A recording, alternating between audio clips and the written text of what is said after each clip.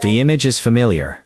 A man serene yet sorrowful, dressed in flowing robes, stands with one hand pointing to his chest.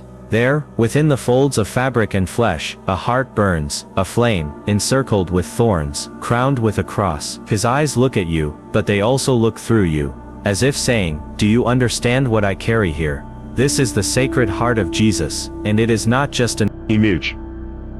It is a message. It is a theology carved in flesh. It is a wound that glows, a fire that does not consume yet never dies. Today we reflect deeply on what this image means, not only in art or in tradition, but in your daily life, in your grief, in your longing, and in your quiet joys. Let us begin. The heart throughout history has always symbolized love, but not just romantic love. Heart speaks of intention, of center, of essence. When Jesus points to his heart, he is not saying, "Look at my feelings." He is saying, "This is where everything flows from. My compassion, my forgiveness, my pain, my power." This heart is open, vulnerable, visible. It is not protected by armor, but exposed. It bleeds. And this is no accident. This is the divine choosing not to hide. In a world that celebrates power through strength, the Sacred Heart turns that upside down. It proclaims that the deepest power is not in domination, but in mercy, not in defense but in self-giving. Have you ever noticed that the heart is not only a flame, but surrounded by a crown of thorns? These are not relics of the Passion, simply recycled into decoration. No, they are part of the meaning. The love of Christ is not clean, it is not painless, it is not abstract, it bleeds, it is mocked, it is misunderstood. And still it loves.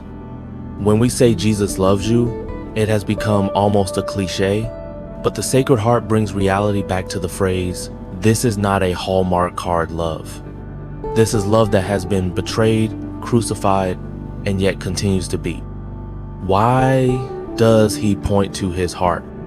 Because we forget, because we confuse faith with fear, religion with rules, God with guilt, because we think love must be earned, because we try to perform holiness instead of receive grace. And so he points not to remind you of your sin, but to remind you of your worth. And so we arrive at a startling realization. The heart of Jesus, aflame and wounded, crowned with thorns yet radiating divine light, it is not just a symbol, it is an invitation. Not merely a sacred image to be revered on altars or stained glass windows, but a call to transformation. A call that says, "Feel as I feel, hurt as I hurt, love as I love." This heart does not sit in silence. It pulses, it weeps, it burns. It burns with compassion for the lost. It burns with grief for the hardened. It burns with longing for reconciliation. And what of us? Are we moved by this flame, or do we scroll past it, desensitized by spectacle and speed? The Sacred Heart is not a passive object. It is a living truth, throbbing with all the contradictions of divine and human love. It is not a sentimental token. It is a battlefield where mercy wrestles with justice, where grace dares to forgive the unforgivable, where holiness kisses the wounds of the world. When he points to his heart, he is not asking for our admiration. He is asking for our surrender, not of pride alone, but of cynicism, fear, despair. He says, "This is where you must live now, inside this love, inside this ache, inside this fire." The Sacred Heart is pierced not just once, but continuously, every day, by indifference, by betrayal, by the forgetfulness of those he loves most. He does not flinch.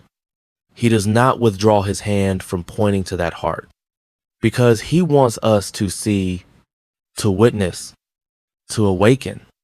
This is not the heart of a distant God. This is the heart of one who walked dusty roads, who washed feet, who sat beside the grieving, who bled in a garden while his friends fell asleep. This heart remembers. It remembers your silent tears, your questions you were too afraid to ask, Your shame no one saw. Your longing that even you can't name. It remembers, not with judgment, but with fidelity.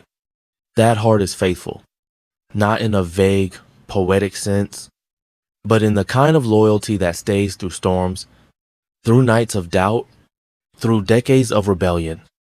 When he points to it, he says, this is still open, still beating, still for you.